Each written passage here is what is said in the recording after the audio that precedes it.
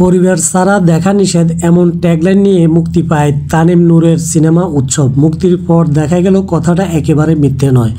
এবারে ঈদে উৎসব হয়ে উঠেছে পারিবারিক দর্শকের প্রথম পছন্দ। দিন যত যাচ্ছে ততই বাড়ছে সিনেমাটি ঘিরে দর্শকের আগ্রহ। মুক্তির 18 দিনের মাথায় দেশের মাল্টিপ্লেক্সগুলোতে উৎসবের টিকিট বিক্রি ছাড়িয়ে গেছে 2.5 কোটি টাকা। দেশের গণ্ডি পেরিয়ে উত্তর আমেরিকাতেও ভালো সাড়া পাচ্ছে সিনেমাটি। সেখানে উৎসব গড়েছে নতুন রেকর্ড। ঢালিউড সিনেমার সর্বোচ্চ ওপেনিংয়ের তালিকায় 3 নম্বরে রয়েছে ছবিটি।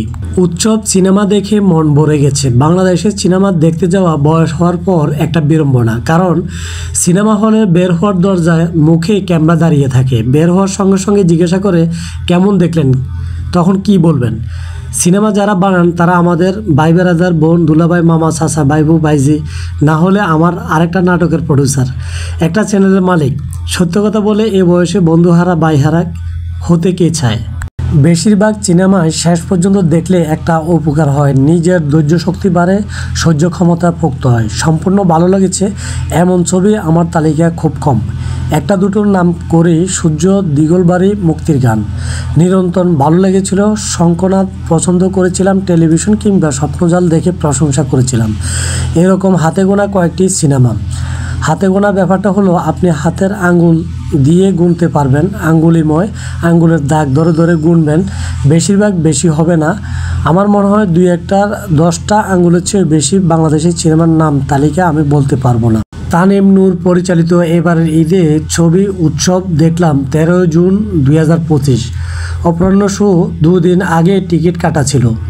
আমরা 8 জনের একটা দল বন্ধুবান্ধব ছেলেমেয়ে সহ স্টার সিনেপ্লেক্সে গিয়ে হাজির।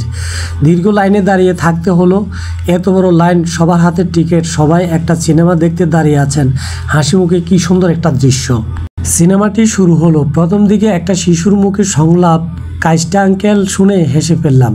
তবে এ ধরনের ডায়লগ হুমায়ুন আহমেদের অনেক শুনেছি। প্রথম 3-4 মিনিট নিজের কাণ্ডকে নিয়ে করা বউয়ের চিরকাল সন্দেহে আস্থা রাখতে শুরু করলাম।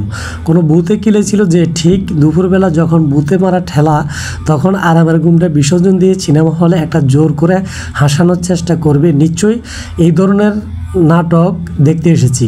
কিপটেমি নিয়ে ঈদের নাটক তো আমরাও করেছিলাম। প্রলয়, আলয়, কিপ্টের চরিত্র করেছিলাম গোলাম মোস্তফা। আর নতুন কি? আপনারা এর মধ্যে জেনে গেছেন যে ভূত হিসেবে হাজির হন চঞ্চল চৌধুরী, জয়া আহসান আর অপি করিম। তারা কিপ্টে কাজটা জাহাঙ্গীরকে দেখার ভূত আর ভবিষ্যৎ মনে হতে পারে। এইসব চমকের কারণেই লোক এই ছবিটা আটার মতো লেগে দেখে। আমার ধারণা তা নয়। জয়া আহসানের ভূতের চরিত্রে জয়া আহসানকে দেখানো হয়েছে লাস্যময়ী। আমার জানা জয়া আহসান বুদ্ধদীপ্ত, শিলিত, মৃদুভাষী এবং সেই তুলনায় ভূত জয়া বড় বেশি প্রগল্ভ। অপি করিম বরং খানিকটা অপি করিমের মতোই ছিলেন। তাহলে কোন রসায়নে এই ছবি দেখতে দেখতে ভুলে গেলাম এক সময়ের আমিও ঢের ছবির স্ক্রিপ্ট লিখেছি। ভুলে গেলাম যে এখনও আমার একটা উপন্যাসের পাণ্ডুলিপি আমার টেবিলে অর্ধেক লেখা পড়ে আছে। আমি অন্তত 27 বার খিলখিল করে হেসে উঠলাম এবং 3 বার চোখে ছলছল করে উঠল এবং এক সময় চশমা খুলে চোখ মুছতে হলো। দর্শক, এই বিষয়ে আপনাদের মতামতকে অবশ্যই কমেন্টস করে জানাবেন। দর্শক, এই ছিল আজকের ভিডিও। আশা করি ভিডিওটি থেকে অনেক তথ্য জানতে পেরেছেন। বাংলাদেশের সমসাময়িক বিষয় এবং বিনোদন জগতের সকল সত্য নিউজ জানতে ওইদুর মিডিয়া চ্যানেলটিকে সাবস্ক্রাইব করে সাথে থাকুন।